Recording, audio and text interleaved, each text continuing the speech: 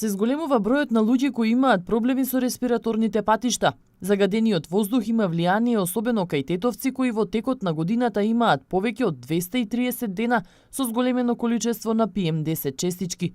Иако досега лекарите препорачуваа дека седењето на отворено е еден од факторите за превенција од заболување на дишните патишта, сега велат во периодот кога е најзаганен воздухот да се остане дома. Пациентите што имаат хроницитет, астма, ХОП, екзацербации на болести, односно бронхиектази и слични заболувања, чести воспаленија, би сакала да, ако можат некако да се заштитат со тоа што колку помалку да ги напуштаат своите домови, значи да не престојуваат надвор, посебно во периодот кога најчесто е загаден воздухот, посебно кога има магли, кога ви е наталожена цела маса, сите оние честички во долниот дел, во долните партии, значи многу лесно се воспалуваат респираторните дишни патишта.